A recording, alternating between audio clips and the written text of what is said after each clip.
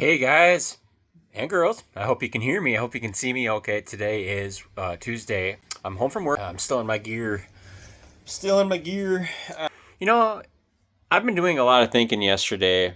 I kind of had a sort of an epiphany on Saturday, which is a blessing in disguise because I need those once in a while because I did not notice in all the years that I was doing AA work and NA work, that we called ourselves alcoholics or addicts. Or, if you go to a meeting once in a while, you'll hear people say, like, I'm a recovering addict or alcoholic.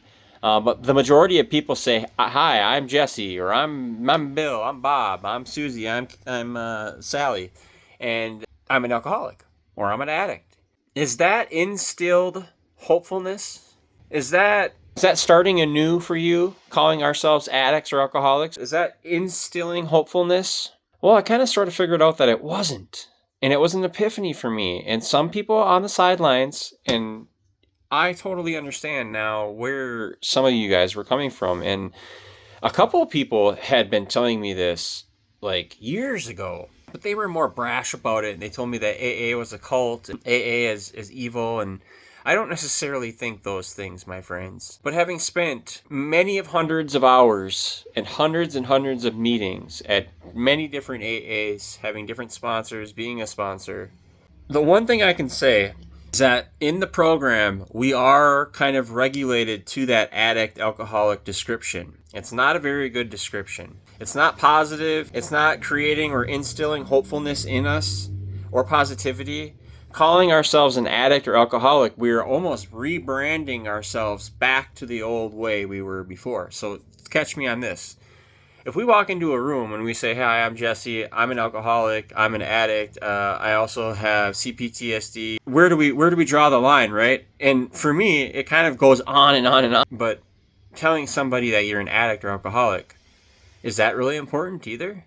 Should they know you for you today, or should they know you for when you were an addict or alcoholic? Because if we want them to know what we were, then we'll say, "Hey, hi, I'm Jesse. I'm an alcoholic and addict." Well, is it as simple as just changing and rephrasing it, saying, "Hi, I'm Jesse. I'm a recovering alcoholic or addict"? I don't agree with it.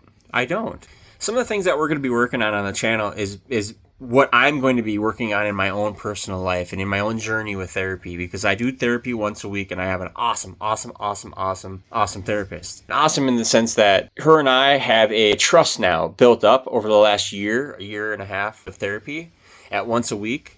So you see somebody, 50 times in a year, maybe a little less. You're gonna learn how to regulate and become more grounded. And now when I say regulation, what I mean is become grounded and regulated, emotionally regulated, spiritually regulated, recovery regulated, family regulated. But being emotionally regulated is probably one of the things that I wanted to work on the most with my therapy. And so that's one of the highlights, right? I want to become more grounded, be more present in the moment, one day at a time. I've worked that program very well. And I want to become more emotionally regulated. So if and say there is a trigger in my life, whether that's emotional trigger or spiritual trigger or whatever it is, that I don't have to get outside of my window of tolerance.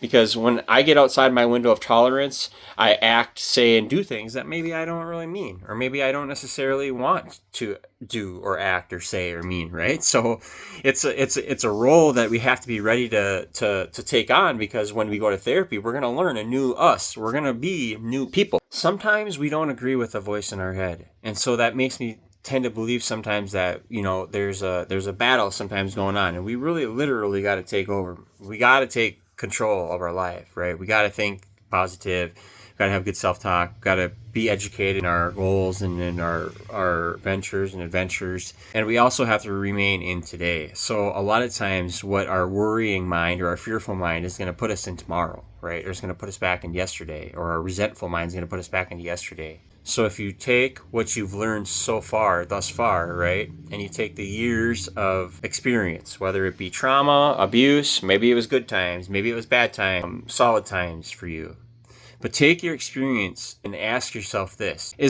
Are you able to visualize what you see your successful life being in the future? Because if we can't visualize and become more grounded and regulated and see visualize what our goals are going to be. And not only what our goals are going to be, but what our goals look like at completion. A successful completion of our goal. What does that look like? Close your eyes and picture it, my friends. You want something? Do you envision something? Do you have dreams, goals, aspirations? Think about these things and envision them. Envision yourself doing them. Envision yourself living it out. Envision yourself receiving, giving, however, whatever it is. We have to remain vigilant in that visualization, because if we can't envision ourselves doing it, then maybe we won't. We have to focus on that. Oh, I love it. Whew.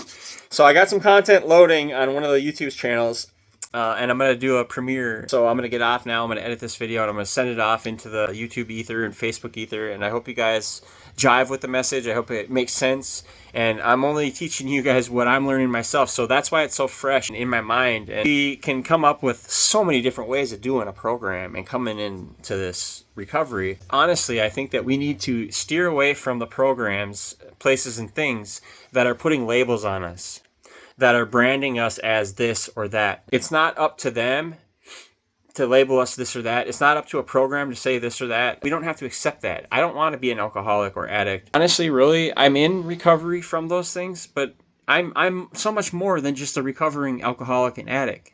I would have to label off I'm a father, I'm a hard worker, I'm dependable, I'm committed, I'm loyal, I'm truthful, I'm trustworthy, all those other things too, because those are important to me as well.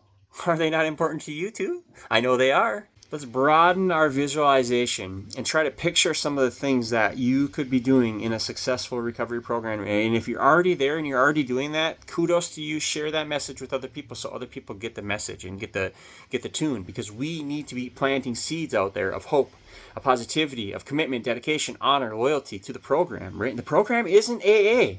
The program isn't AA. The program is whatever you got working that's working and jiving in your recovery. That's the program. You know what I'm saying? Because if you're having success in recovery one day at a time and you've got success, then you're working a good program. Some of us have bumps and bruises along the way, and some of us need to learn how to not be dry drunks. And I see a couple of them guys and girls out there that can be dry drunks and just bah humbug all the time, you know, because life hasn't dealt them, you know, the best cards. But listen, if you're still alive and you're upright and you're breathing and you can still do the things that you like to do, then you're blessed, my friend, because a lot of people are in the ground 6 feet under and they're gone and they ain't got those opportunities. So live it out, my friends, one day at a time, and don't fall into the traps of those things that might get us, because I think AA and those things helped me immensely. It helped me work a successful program of recovery.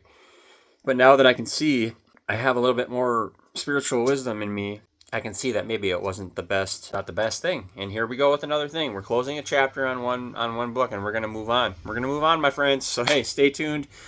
If this message inspired you, please leave a like or comment, and I appreciate it. All right, God bless. See ya. Bye.